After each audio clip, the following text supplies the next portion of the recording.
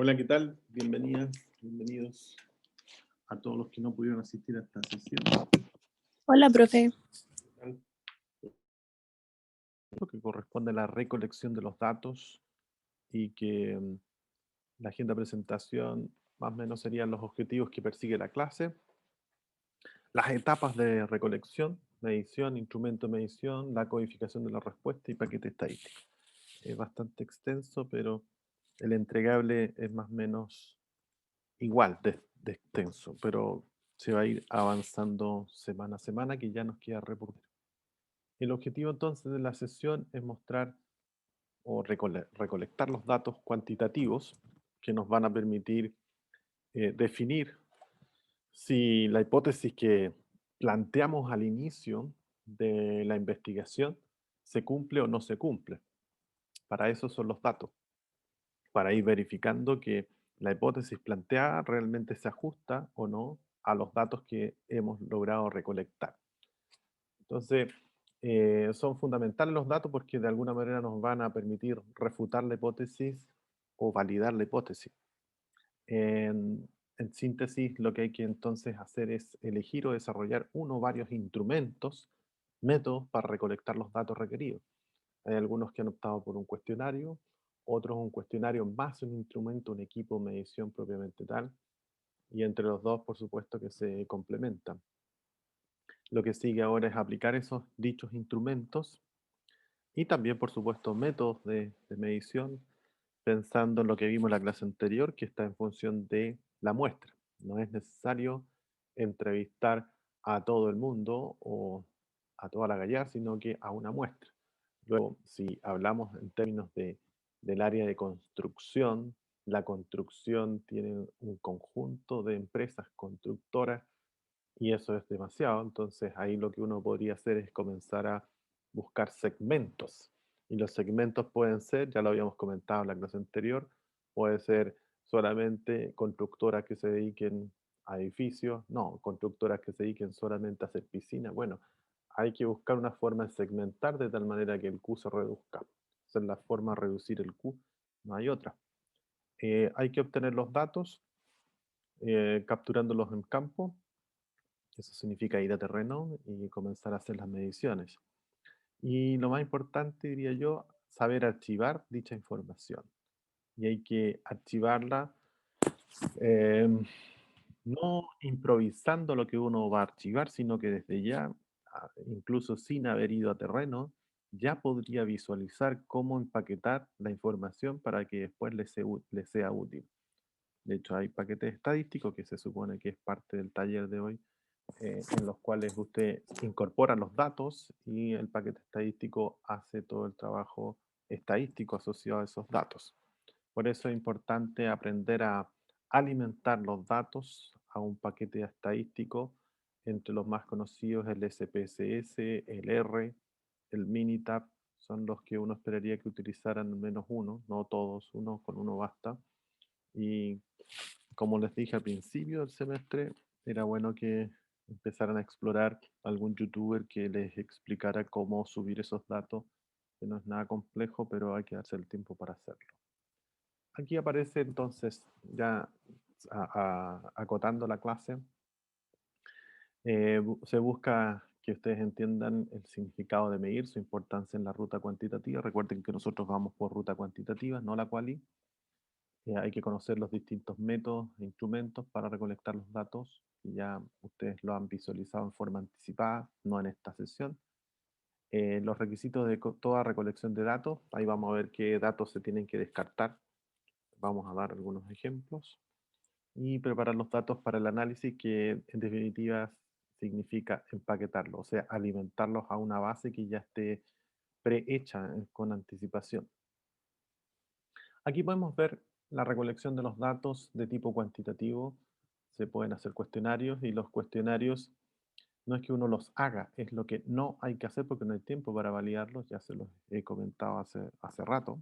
Así que aquellos que son un poco tosudos o tosudas y están haciendo sus propios cuestionarios, no estaría correcto porque ya lo indicamos, no hay tiempo para validar se requieren por lo menos 3 meses y quedaríamos fuera del semestre para hacer eso y necesitamos gente para validar. y esa gente hay que sacarla de la muestra, no forman parte de la muestra porque es para validar. Entonces, lo que hay que hacer es utilizar cuestionarios validados. Y eso hay mucho. Así que no es tan complejo tampoco utilizar esos cuestionarios que ya se encuentran validados.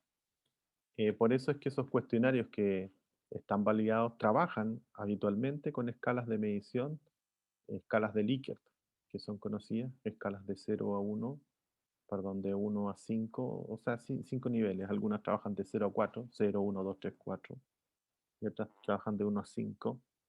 Ahí entendiendo que eso sí, el 5 significa el buen desempeño y el número más bajo, que podría ser el nulo, 0 o 1, va a depender cómo configura usted la escala de Likert, significa mal desempeño o que en realidad no se está cumpliendo lo que se espera de ese requerimiento. Ese es el concepto que está detrás de las escalas de Likert. Luego aquí vemos algo que está asociado a otras clases, estas clases que aquí aparecen, análisis del contenido, observaciones que uno también puede hacer, pruebas estandarizadas, el chi cuadrado entre ellas, por ejemplo, pueden ser pruebas de estadística. Datos secundarios tiene que ver, por ejemplo, con los datos demográficos, a eso se está refiriendo. Datos demográficos como es el sexo, escolaridad, estilos de vida, propensión al uso de tecnología. Bueno, ahí ustedes verán cuál de las variables demográficas tiene sentido y es pertinente aplicar al cuestionario, porque el cuestionario base existe. ¿Sí? El cuestionario base existe. Lo que falta es agregarle variables demográficas, que esas sin duda no hay que validarlas porque son variables demográficas. O sea, ¿cuál es una variable demográfica? ¿Cuál es su edad? ¿O entre qué rangos está su edad? Eso es una variable demográfica, no hay que validar eso. ¿De qué aparte, en dónde vive? Eso también es variable demográfica. Por lo tanto, todo lo que es variable demográfica se agrega a los cuestionarios conforme a lo que uno ande buscando. Así que tampoco hay una receta de cocina, pero la que habitualmente se utiliza bastante recurrente es el sexo, que nos permite ver si hay alguna diferencia significativa entre hombre y mujer. Y hay que tomarla con cuidado esa porque ocurre que a veces hay algunas actividades, a pesar de que hoy ya cada vez menos, pero igual existe. eh, el país está haciendo todo un trabajo respecto a la equidad de género y cada vez más podemos encontrar más mujeres presentes en todas partes. Antiguamente no era tan así. Entonces había una diferencia notable en ciertos sectores en donde había más hombres que mujeres y viceversa. Había sectores en donde no había penetración de hombres, solamente eran mujeres o muy pocos hombres. Hoy día se está propendiendo a una igualdad en donde tenemos casi la presencia 50-50 por ley. Entonces, en esos casos, eh, ahí va a tener mucho sentido si hay diferencias significativas entre uno y otro. Pero cuando los dados están cargados, ¿eso qué significa? Cuando está cargado a los hombres o está cargado a las mujeres, esa diferencia significativa pierde un poco sentido porque entramos a competir en forma desleal. Si hay más mujeres que hombres y el perfil de la mujer está señalando algo que lo comparo a lo mejor con dos hombres de esa muestra, no es representativo. Pues, dos hombres no representa a la totalidad de los hombres. Entonces ahí un criterio de descarte sería justamente ese, que se toma a la población como solamente mujeres o solamente hombres, dado que hay una presencia no significativa de hombres, mujeres, o lo que se puede hacer también es considerarlos a todos, pero al momento de evaluar o sacar alguna conclusión respecto a si hay o no diferencias significativas entre hombre y mujer, se descarta por las razones que estoy comentando. O sea, no puedo comparar, por ejemplo, 180 mujeres evaluadas en alguna de las situaciones que estoy investigando. Por ejemplo, puede ser exposición a, a estrés térmico, ¿sí? Exposición a estrés térmico. Y esa cantidad la comparo con dos personas hombres, no son comparables. No son comparables porque dos no representa el equivalente a esa masa crítica mujeres que están expuestas a ese estrés térmico, independiente que estén todos en la misma condición.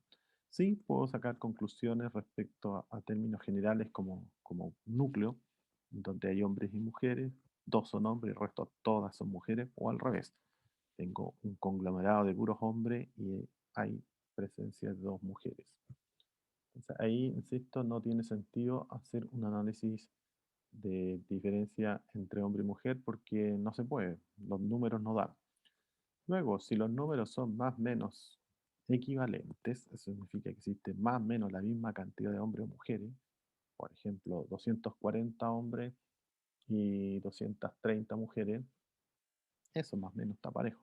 Pero ahí tengo que hacer una corrección por sexo. Eso significa que tengo que ver cuál es el porcentaje que representa la variable en el que está en mayor cantidad y cuál es el porcentaje que representa el que está en menor proporción. Y de ahí sacar mis conclusiones. ¿Sí? O sea, por ejemplo, pensemos los números simples. 100 personas frente a 50 personas, haciendo digamos, la simplificación al máximo. Eh, el que yo considere que 25 personas se ven afectadas, ese 25 en el 100 corresponde a un 25%, pero ese 25 en el 50 corresponde al 50%, ¿sí? Entonces hay que trabajar en términos porcentuales, porque ese 25, independiente que sea el mismo número, tiene impactos distintos desde los grupos que proviene. Entonces, 25 de 100 corresponde al 25% de las mujeres se ven afectadas.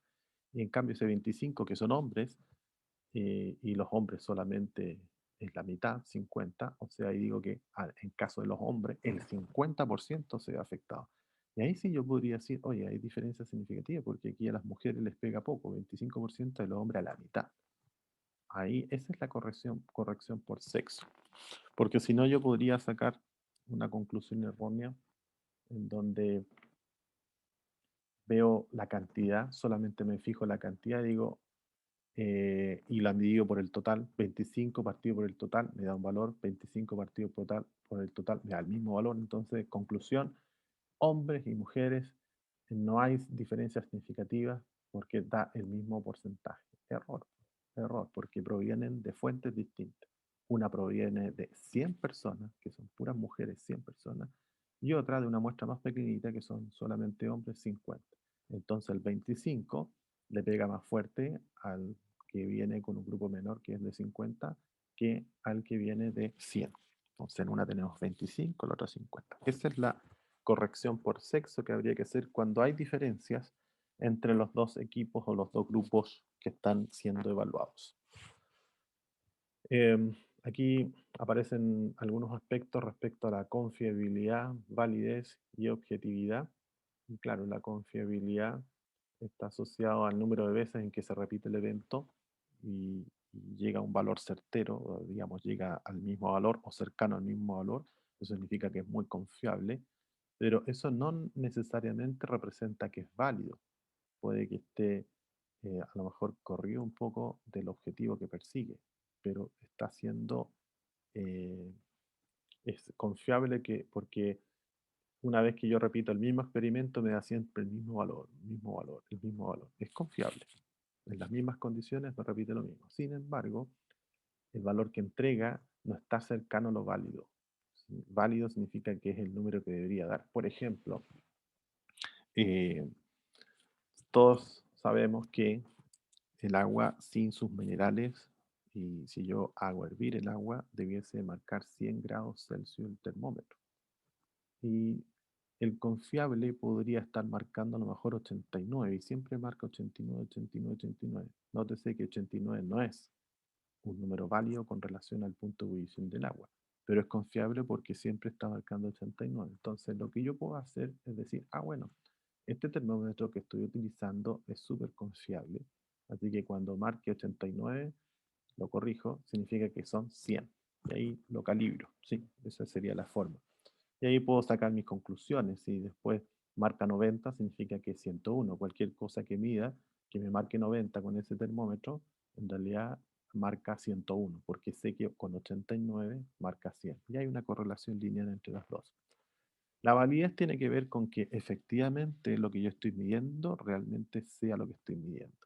O sea, ahí el termómetro, una vez que el agua comience a bullir, debiese marcar 100. Y si marca 100, entonces, además de ser confiable, es válido. Bueno, validez no siempre está relacionada con la confiabilidad. Es un detallito porque eventualmente podría tener valores válidos, aleatorios, ¿no? Azarísticos, y no sería muy confiable.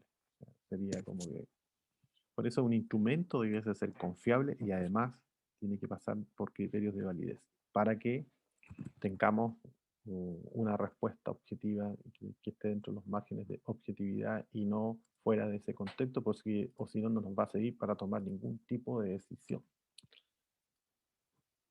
Entonces, ¿cuáles son las etapas? La recomendación siempre es utilizar más de un instrumento, más de un método. Y si se pueden hacer mezclas, ideal. Mezcla se refiere a un cuestionario en particular.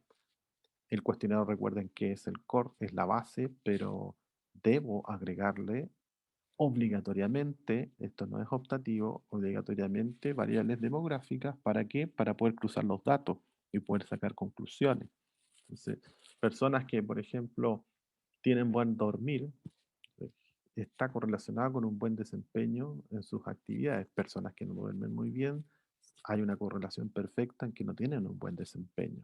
Entonces, sería bueno comprobar esa hipótesis y preguntarle a las personas cuál es su calidad de sueño, por ejemplo. ¿Sí? Esa sería una variable demográfica conforme a otro tema en particular. Nótese que yo no le estoy diciendo que todos deben preguntar cuál es la calidad del sueño, solamente estoy dando un ejemplo, que las variables demográficas son obligadas y hay que echarle mano a variables demográficas que sean pertinentes al estudio. ¿Sí? Si un estudio que está relacionado con un área temática eh, asociada, por supuesto, a seguridad y salud ocupacional, hay algunas variables demográficas que seguramente no van a ser pertinentes.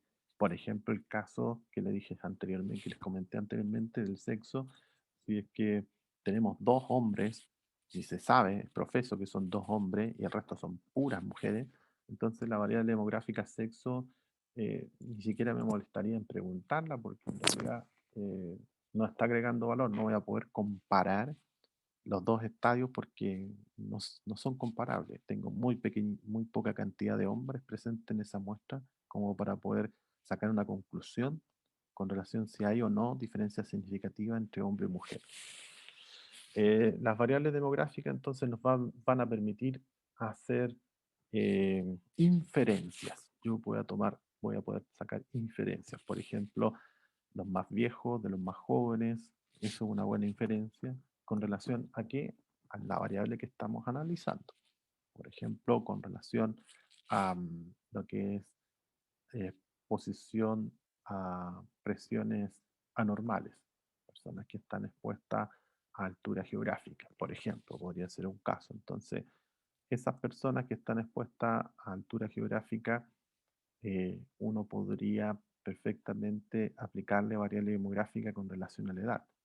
Y ahí seguramente se va a dar cuenta que los más afectados son los más jóvenes. Los más jóvenes son los que se afectan con la altura geográfica porque está todavía su sistema parasimpático en un proceso de transición que de alguna manera le pasa la cuenta y los más adultos ya lo tienen más desarrollado, por lo tanto hay un control mayor sobre ese tema. Entonces, ustedes sacan una inferencia o visualizan que hay una diferencia entre los dos y luego tratan de buscar una explicación. La explicación que les di forma parte de varios estudios documentados respecto al tema de jóvenes que están expuestos a hipovaria, se ven más afectados que aquellos que son más viejitos. Y por eso mismo, entonces, no es recomendable la vida familiar a gran altitud.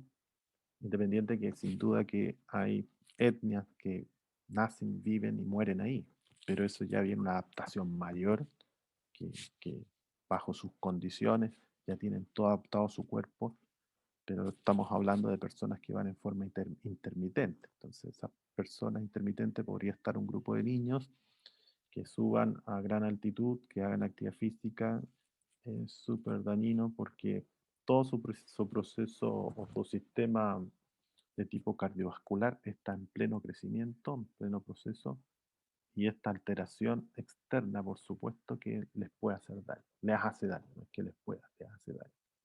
Bueno, eh, entonces, estos instrumentos es para recabar información de las variables del estudio en las muestras del caso seleccionado, cual sea. Aquí tenemos recolección también con relación a la hipótesis que ya está establecida, así que eso ya está resuelto. Las variables, esto también lo hicimos, que se definieron tanto en forma conceptual como operacional. La operacional, por supuesto, ahora es la que se aplica, que es cómo vamos a medir esa variable que ya definimos y qué instrumentos vamos a utilizar para medir y evaluar esas variables. Así que esto es más de lo que ya se hizo, es como un, un corolario de donde ya estamos llegando a la etapa final que corresponde a la recolección. Bueno, el plan, siempre hay que tener un plan. ¿Cuáles son las fuentes? En este caso nuestro, las fuentes estarían dadas por los lugares en donde ustedes van a visitar. Ahí aparecen empresas, fabricantes de dulces, etcétera. Ese es parte de un ejemplo. ¿Dónde se localizan?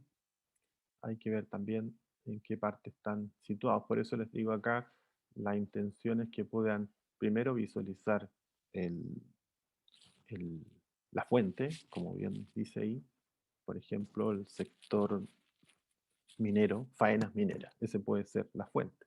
¿Y dónde se localizan? Bueno, en varios lugares de Chile, sobre todo al norte, y las que son aplicables para el estudio van a ser las que están sobre los 3.000 metros y bajo los 4.000.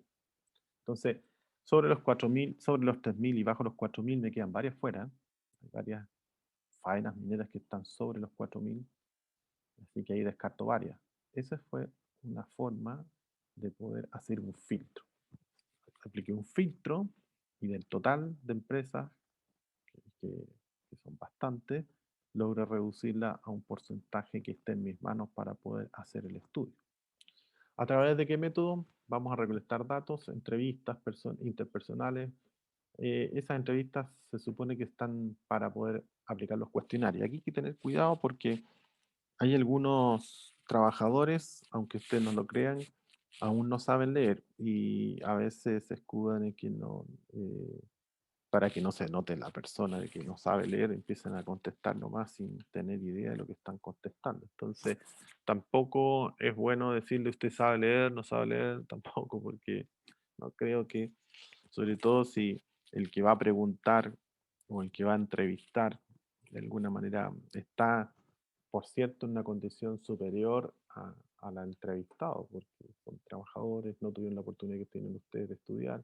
Entonces por ahí se da esta suerte de que hay una especie de vergüenza de mostrarse al mundo de que no sé leer. Entonces una alternativa es decirle, para facilidad del cuestionario, le voy a leer las preguntas para ir yo tomando nota de las respuestas. Podría ser, y esto es totalmente confidencial, ¿verdad? Salvo que diga, no, yo prefiero hacerlo yo porque es muy no sé qué. Bueno, ahí se da cuenta que la persona manifestó el interés de hacerlo en forma independiente y leyendo cada una de las preguntas. Entonces, ahí hay que irse con cuidado, sobre todo aquellos que son trabajadores que no todos han ido al colegio, no todos saben leer. Y aún así, hay algunos que saben leer y no comprenden lo que están leyendo. Así que nos podemos encontrar con esa sorpresa. Y sería fatal para nuestro estudio que ellos entendieran mal la pregunta y contesten una cosa que en realidad no es lo que querían decir, sino que todo lo contrario. Nosotros sacamos conclusiones que no son las aceptadas. Entonces ahí estaríamos en una condición como la que teníamos anteriormente aquí. Tendríamos resultados inválidos, que no es la respuesta que ellos querían señalar, sino que era otra, pero se dio por situaciones que él no supo comprender bien la pregunta que se le hizo. El poder Ustedes hacer el cuestionario a viva voz les da la virtud de abrirse un poco a la entrevista. Así que igual dentro de todo no es mala idea porque eh, ahí les permite sacar información cualitativa y esa información cualitativa que por el momento no la vamos a usar porque estamos recién en esta etapa, va a ser muy útil para el momento de intentar dar respuesta a por qué están ocurriendo las cosas, ¿sí? Porque nosotros podemos llegar a la conclusión de que las personas más jóvenes se ven afectadas o hay mayor cantidad de personas jóvenes que se ven afectadas por la hipovaria, ¿sí? Pero eso es lo que nosotros observamos. Ahora, el por qué a veces sale de las entrevistas. Entonces, a veces sale la entrevista y él puede declarar, no, efectivamente fui al médico, me dijo que, o estaba pasando por un momento familiar crítico, o justo ese día me despidieron, o no sé, ahí se van a encontrar con varias sorpresas con relación a, no a la pregunta en particular, sino que historias de vida que ustedes las van a poder correlacionar y van a decir, ah, ya, por aquí puede estar la explicación. De repente conversando con un operador, les puede decir, no, yo ya me di cuenta que pasado los 65 ya se me olvidan las cosas y menos mal que pasaba esto de noche nomás, no tenía idea que de repente miraba el suelo y estaba lleno de aceite, claro, se me había derramado el aceite, pero nadie cachaba porque era de noche. Comentarios de ese estilo uno empieza a escuchar y por supuesto que tiene que empezar a tomar nota y decir, quizá hay que poner alerta en las noches porque ahí es donde se descuida la gran mayoría de los trabajadores en lo que es la operación propiamente tal de los procesos.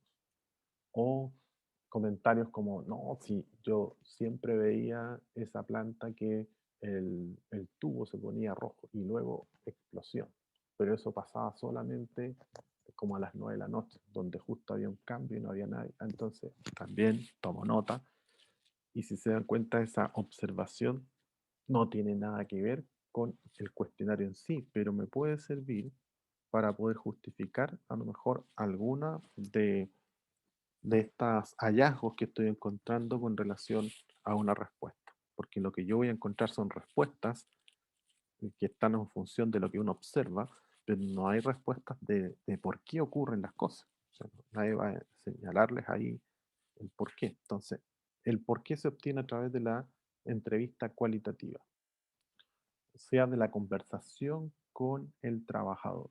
Mientras estoy cursando el cuestionario, dejar abierto a que de repente pueda hablar otra cosa y esa otra cosa estar bien atento porque cada elemento después puede servir para más adelante para reforzar el aspecto cualitativo.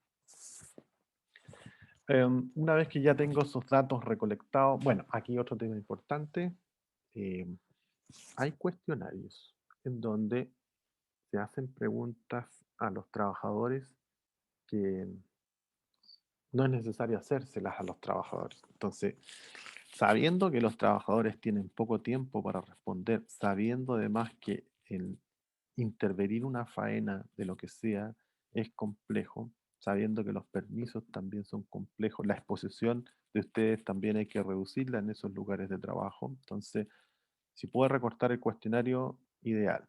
¿Cuáles son las preguntas a descartar?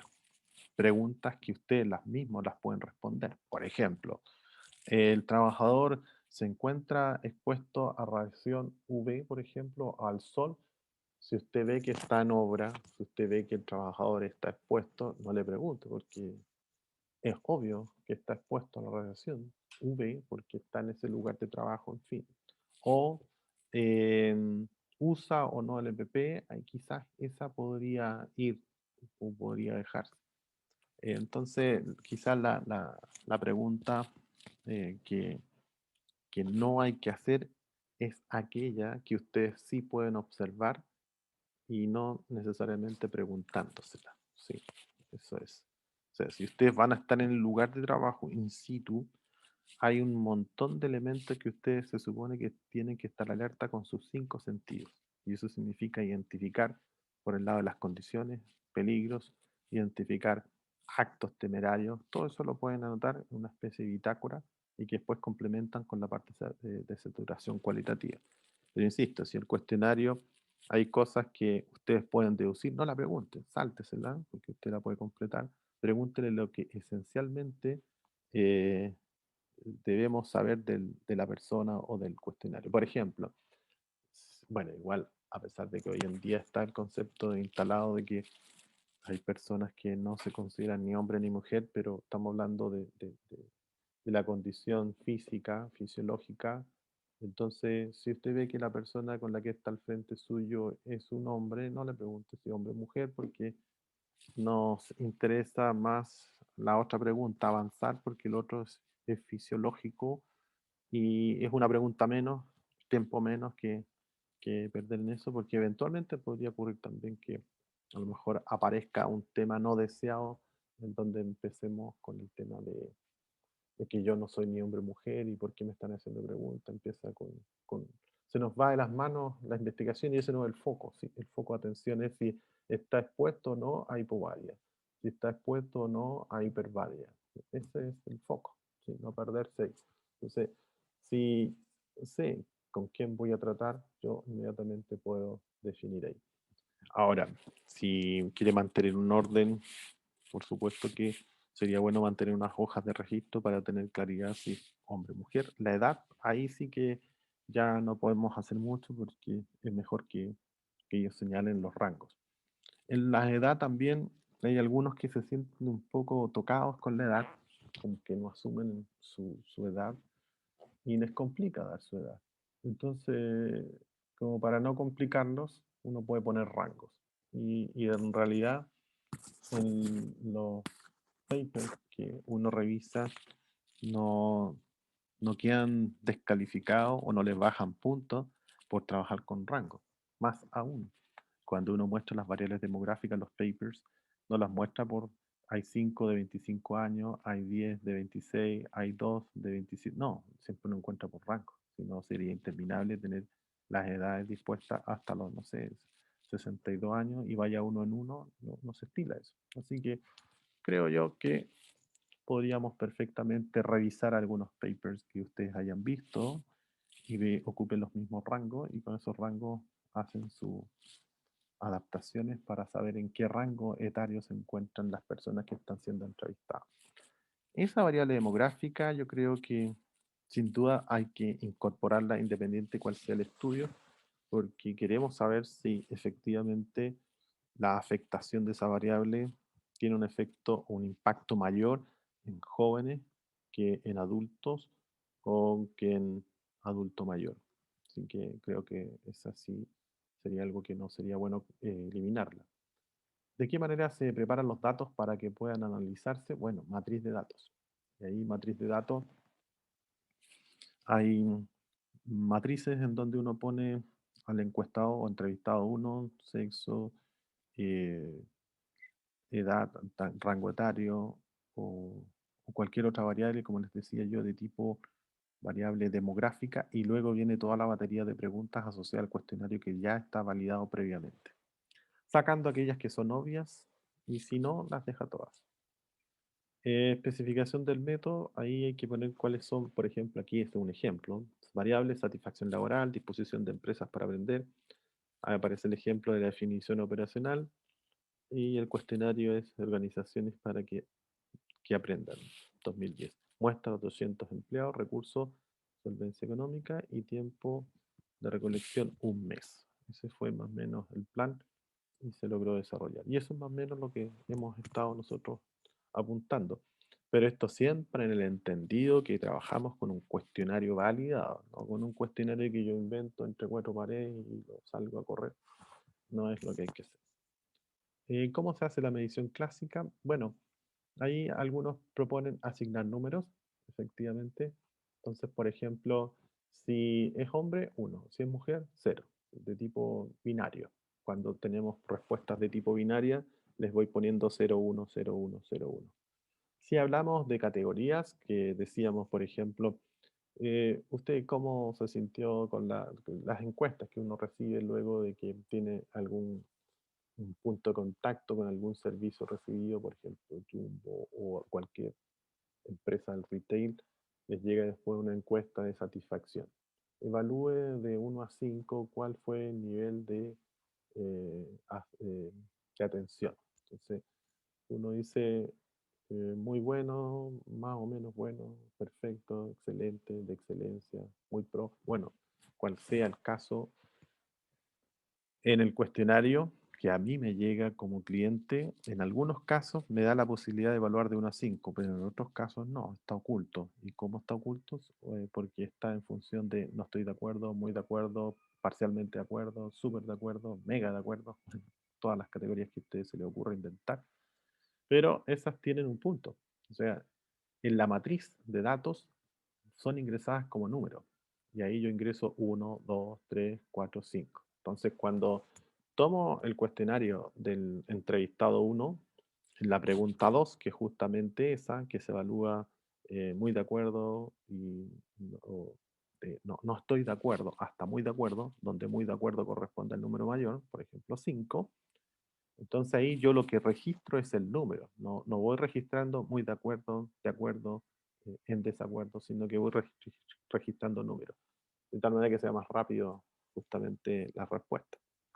Eso mismo también se puede configurar en los Google Forms, que ya lo puede entregar, pero recuerden que hay que alimentarlo a la planilla de cálculo o a la planilla que tiene los paquetes estadísticos, que es como les comenté anteriormente. Se ponen primero, se corren todas las variables demográficas que sean pertinentes y luego el conjunto de preguntas que pueden ir en función de binarias, como que sus respuestas son sí, no, o con alternativas en donde sus respuestas pueden ir con puntaje. El cuidado que hay que tener es que si le ponen puntaje, el puntaje tiene que tener el sentido por el cual fue concebido. Si el puntaje máximo, que es la gran mayoría de los casos, significa buen estándar, buen funcionamiento, buen desempeño, y el mínimo significa lo contrario, mal desempeño, debo tener cuidado con todas las preguntas que haga, que todas estén en la misma sintonía, porque a veces un sí no necesariamente significa buen desempeño, ¿sí? Por ejemplo, el- usted siente temor al subir a la altitud. Si la respuesta es sí, nótese, no es bueno, ¿sí? Pero el sí ha sido entendido en este cuestionario, si pongo sí, siempre va a ser bueno. Entonces hay que tener cuidado, revisar pregunta por pregunta y asegurarse que el máximo puntaje esté asociado al buen desempeño y no al mal desempeño. Y ahí generalmente lo que uno puede hacer es revisar la pregunta. A lo mejor la pregunta está hecha en modo negativo, en modo no. Entonces ahí se sugiere traspasarla a modo positivo. Eh, Eso es un poco para que al momento de que se haga la alimentación de los datos y luego el análisis de esos datos, lleguemos a la respuesta que realmente es y no una respuesta no válida, como lo que estábamos viendo anteriormente. Este proceso entonces de vincular conceptos abstractos con indicadores empíricos está asociado justamente al poder asignarle números o valores a las respuestas que nos estén dando los entrevistados. Se realiza mediante un plan explícito organizado para clasificar con frecuencia, cuantificar los datos disponibles, que son los indicadores, y en términos del concepto que el investigador tiene en mente. Bueno, en realidad esto que aquí aparece acá abajo está en función exclusivo de que primera parte, variables demográficas, que son preguntas demográficas, segunda parte, el cuestionario que ustedes se consiguieron validado. Todos esos cuestionarios validados, no todos vienen con variables demográficas incorporadas, y ustedes pueden sentirse libres también de eliminar variables demográficas que no tengan ningún sentido, según ustedes, o no sea pertinente para el estudio. Así que eso depende del equipo de trabajo, cómo lo resuelvan. Bueno, ¿cómo se registran los datos? Los datos observables que deben registrarse, uno tiene que buscar el equipo ad hoc. Si estamos viendo exposición a ruido, debiese, por supuesto, buscarse un sonómetro integrador o un dosímetro. Bueno, va a depender de lo que esté buscando medir, ¿sí? Por eso es que era importante definir operacionalmente las variables de tal manera de definir exactamente cómo voy a hacer la evaluación a través de un equipo de medición como el que ahí aparece. Aquí aparece el concepto de la validez, la confianza, la objetividad, son los parámetros necesarios para usar un instrumento. Aquí está el de la confiabilidad, eh, y que está relacionado con repetir, eso ya lo comenté, que se repite el evento, el mismo experimento n veces, en este caso 3 veces, y las 3 veces sale con 20 grados. Lo que no necesariamente indica que sea válido. Sí, es muy confiable porque cada vez que yo repito el experimento en las mismas condiciones, hago la réplica 3 veces y en las 3 veces me resultó en 20 grados. O sea, es bastante confiable. Sí, eso es el concepto de la confiabilidad que está detrás de un instrumento de medición. La validez, aquí el mismo concepto. Fíjese, este vendría siendo un caso, no sé si lo están viendo ustedes o no, pero este vendría siendo un caso en que es muy confiable porque fíjense, todas están en esta línea y en todos los, aquí hizo cinco experimentos, 5 repeticiones y las 5 repeticiones están todas muy cerca de esta línea. Es confiable. El de acá no es confiable porque fíjense, está bastante disperso. eh, entendiendo que lo válido es el centro, ¿sí? El centro es el objetivo, el centro corresponde al objetivo de la medición y es lo que deberíamos llegar. Y aquí vemos que hay un instrumento que es confiable y válido a la vez, está apuntando al blanco. Ese es como el concepto. Lo que estábamos diciendo anteriormente, el instrumento, en este caso el termómetro, mide 100 grados Celsius cuando el agua está hirviendo. O sea, es válido eh, el instrumento que estoy utilizando.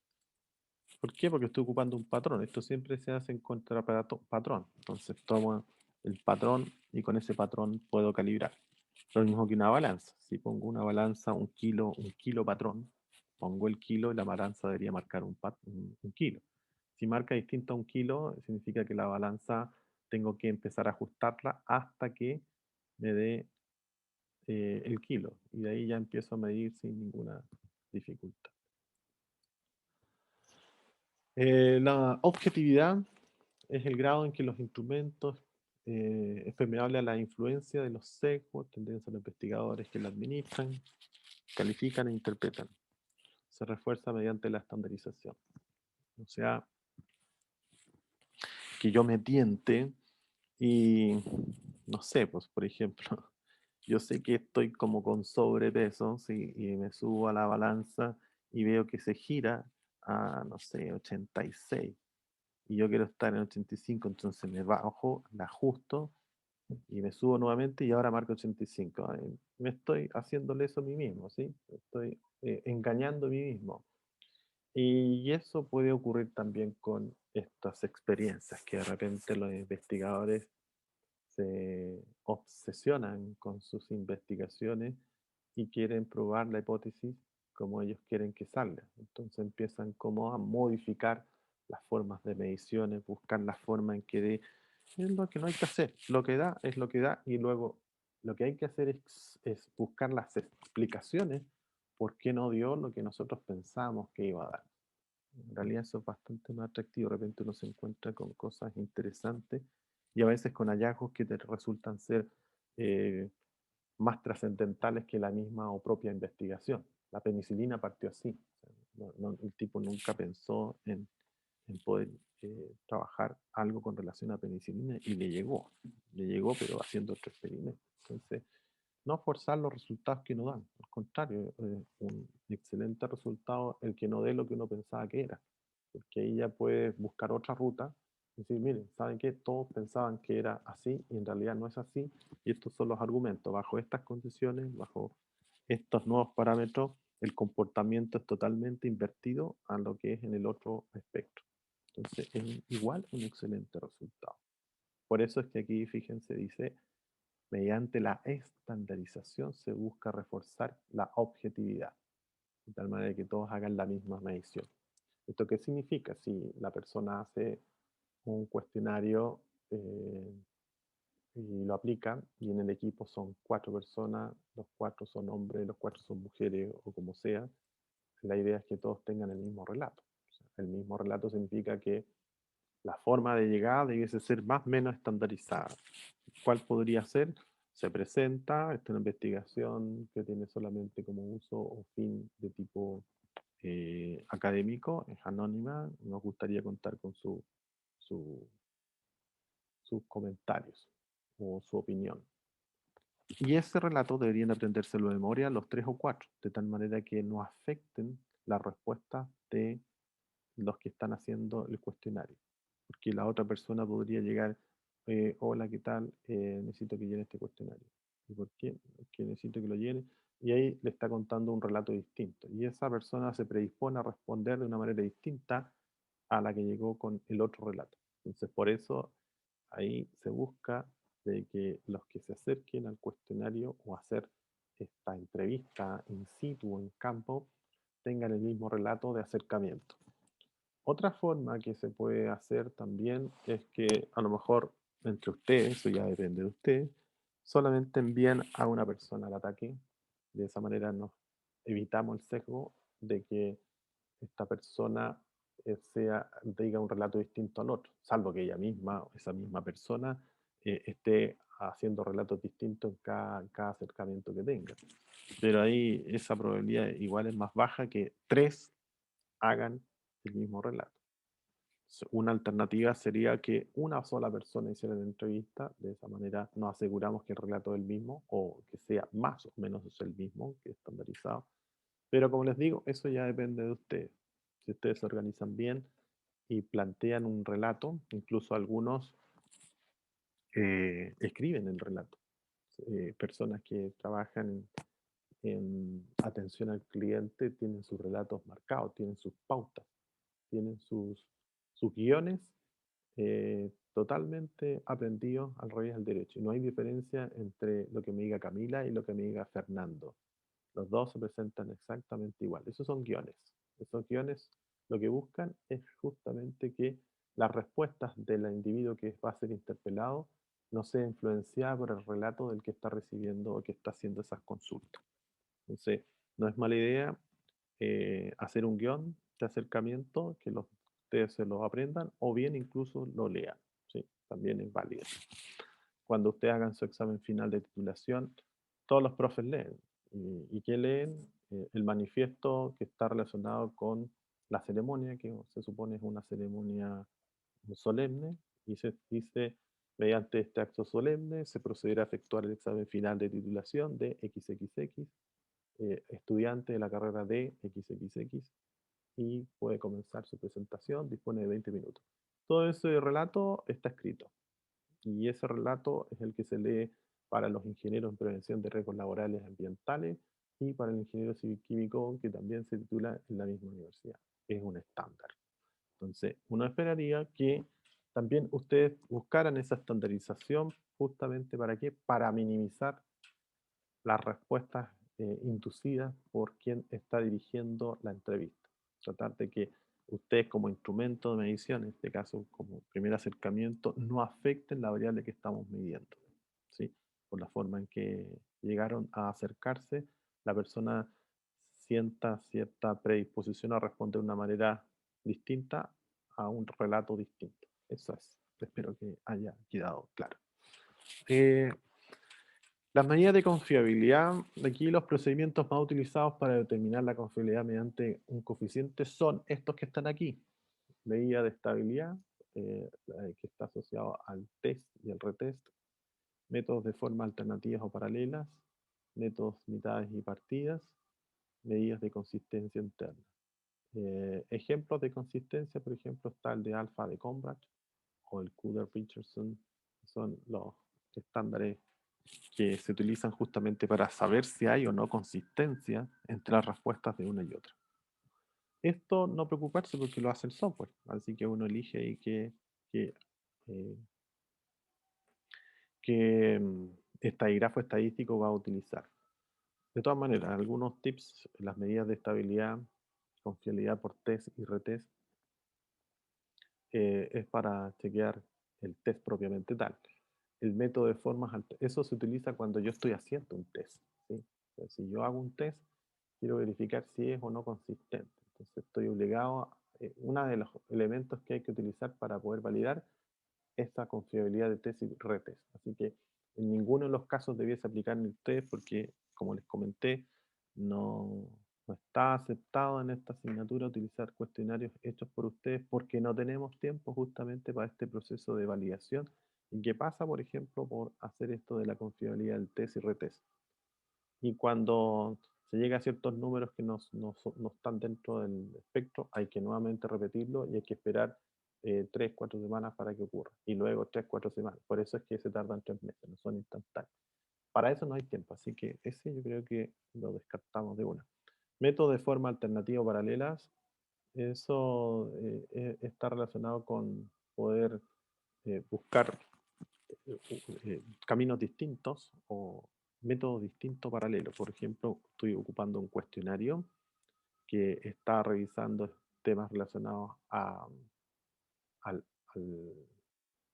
al tema postural y por otro estoy viendo factores psicosociales asociados al mismo puesto. Son caminos paralelos, formas alternativas, métodos alternativos y que nos permiten dar más confianza al resultado que estoy obteniendo, porque voy a poder comparar los resultados de uno versus el otro. Eh, Método de mitades partidas, eso es cuando yo tengo un grupo grande y yo lo puedo partir y puedo sacar conclusiones respecto a esas partidas. Eso tiene que ver también con el tipo de diseño experimento que tengamos. Un diseño que significa un grupo control y otro grupo en que le hago la intervención, a uno no le hago la intervención, a uno le hago la preprueba o prueba, con eso tiene que ver. Y las medidas de consistencia interna, esas tienen que ver, esas sí, yo creo que hay que considerarla, independiente que el cuestionario ya esté validado, saber qué nivel de consistencia tiene el cuestionario. Pero ese sí que ustedes cuando ya ingresen los datos, aplican el estadígrafo estadístico y él les va a entregar el resultado. Cálculos de validez.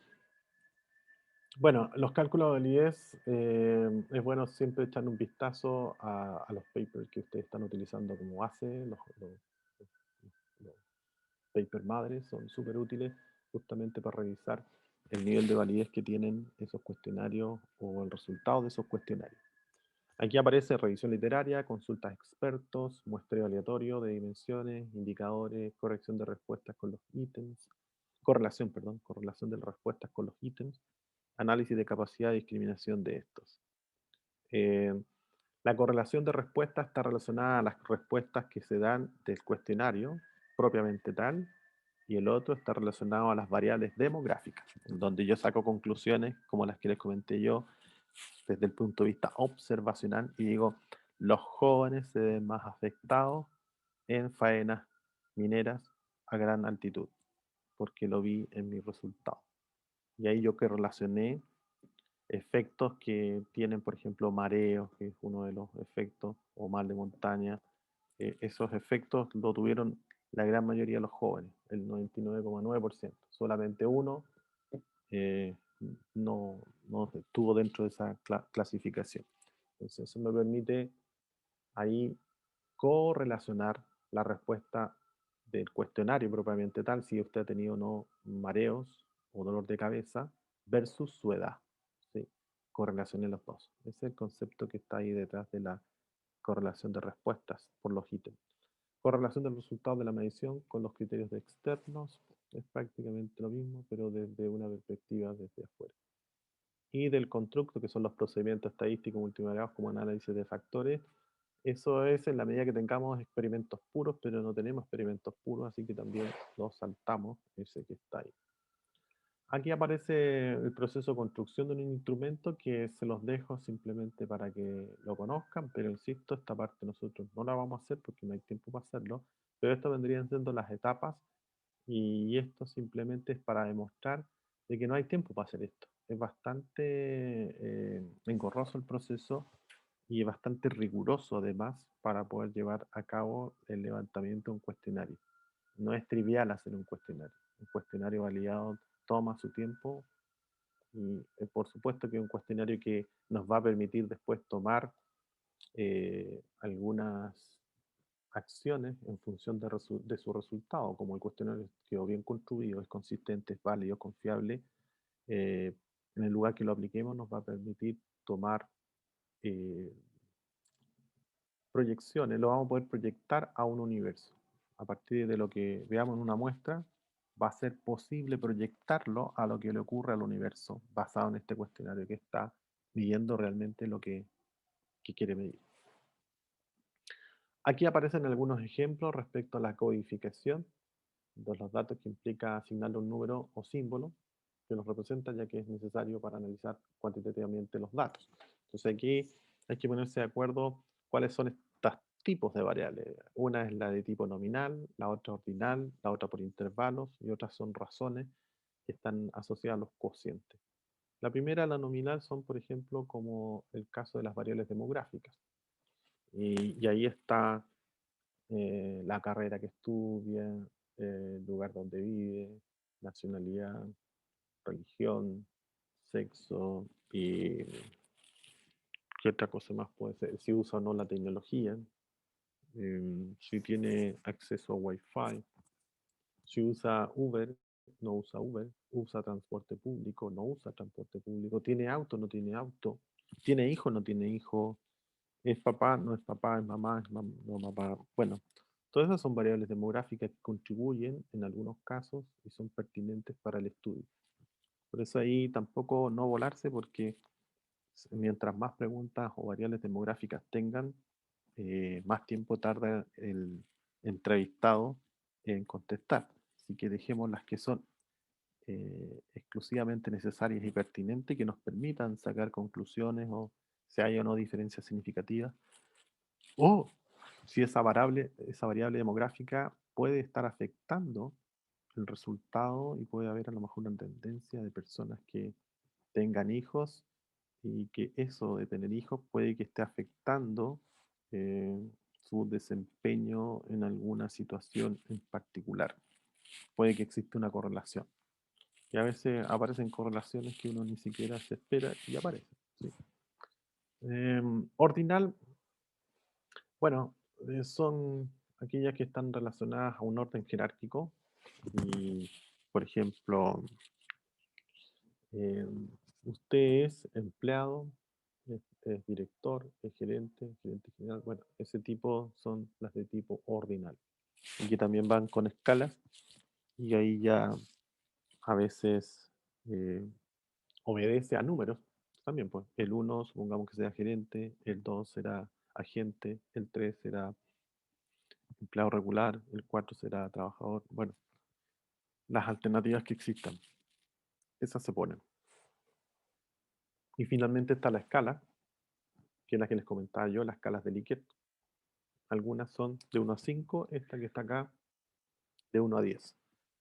Esos intervalos son arbitrarios y generalmente vienen dados por los mismos cuestionarios. Y si no, eso ya depende de ustedes poder incorporarle un número porque esto simplemente es para codificar, es para poder hacer más rápido el trabajo de la alimentación de los datos a la planilla. Solamente eso. Entonces, de esa manera el software trabaja más rápidamente con los resultados en vez de estar haciéndolo incluyendo letras. Y la razón, que son cocientes, cocientes entre, entre un valor y otro valor. Aquí aparecen entonces más o menos cómo es el movimiento. Aquí hay distintos screenshots que son de distintos softwares eh, y esta es más o menos la imagen que tienen. ¿Sí? Aquí podemos observar eh, lo que se puede encontrar con un SPSS y que son parecidas. ¿Sí? Siempre van a tener distintas ventanas, vista de datos, vista de variables. Bueno, este es el mismo, este es SPSS.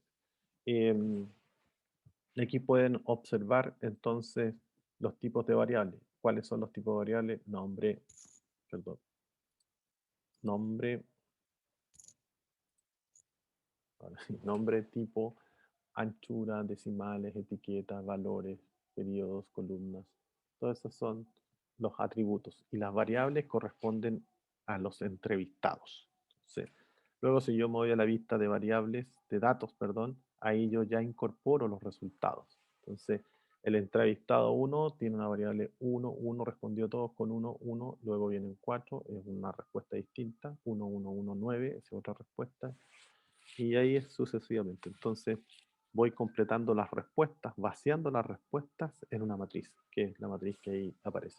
Entonces lo primero es establecer cuáles van a ser los códigos de las categorías de las respuestas a las variables demográficas. Lo mismo hay que repetir para el paquete de preguntas del cuestionario y con eso crear un libro de códigos como el que está ahí y que incluya todos los ítems que vendrían siendo las variables demográficas y el paquete del cuestionario. Eh, Luego, eso, cuando ya lo hago, una vez que empiezo a hacer el cuestionario, empiezo a aplicar el cuestionario, ya voy a empezar a obtener resultados y ahí necesitamos alimentar en la viñeta que está acá abajo, en la que dice vista de datos, ahí ya empiezo a alimentar los datos. Pues se quedó pegado. Ustedes que están viendo, no, no estoy seguro que están viendo. Sí se ve, profe. Ah, ya. La codificación de respuesta. Gracias. Los screenshots. La número 18, perfecto. Hay que efectuar entonces físicamente la codificación. ¿Qué significa eso? Significa que cada uno con el cuestionario en mano va a tener que empezar a ingresar variable por variable. Entonces, el entrevistado 9 respondió 1, que significa un código, que es hombre, por ejemplo. Y el 1 significa que es hombre. Luego, en la variable 2, dijo que vivía en Conchalí. Entonces, el Conchalí tiene el número 9. Luego dijo que era mormón. Entonces, el 1 es mormón.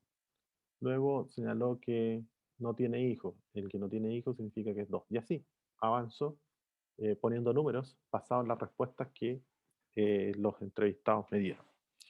Estos datos se codifican como casos en un archivo permanente. Ahí la recomendación es que una vez que ya ingresen todos los datos, me refiero a que estén ingresados el Q completo, ese guardarlo como hueso santo. Eso es que significa que cualquier cosa que le hagan a la planilla después, que significa ya manipularla, va a modificar todos esos datos. Entonces, todo lo que tenga que ver con manipulación de datos, que significa aplicarle estadigrafo estadístico a la planilla, yo le sugiero hacerla en una copia de la,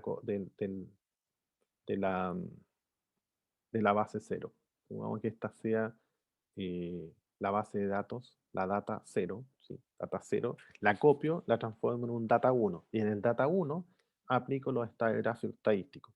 Luego, si yo me doy cuenta que cometí un error o quiero volver atrás y quiero aplicar otro grafo estadístico, entonces nuevamente saco de la data 0, la copio y le pongo data 2. Y en data 2 aplico las otras variables, de tal manera de quedarme siempre con la data 0 porque cada vez que usted aplica un grafo estadístico va a modificar el orden que tienen estos números y puede ser fatal. Después ya va a tener que ingresarlos nuevamente todos.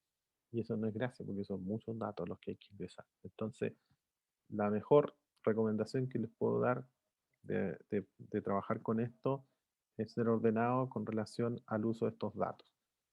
Trabajen con el data cero sin tocarlo, no le hagan nada a esa planilla y luego copien esa planilla, háganse una copia y en la copia haga y aprenda a usarlo. A lo mejor también puede ser transformar datos, analizar datos, hacer gráficos, todo eso hágalo siempre en una planilla que no sea la data cero. Entonces, cada vez que apliquen un comando, ocúpenla en un comando que no sea el data cero, porque después no hay vuelta atrás, no hay forma de irse hacia atrás y se quedan con datos que no son los que corresponden porque empieza a cruzar información, en fin. Así que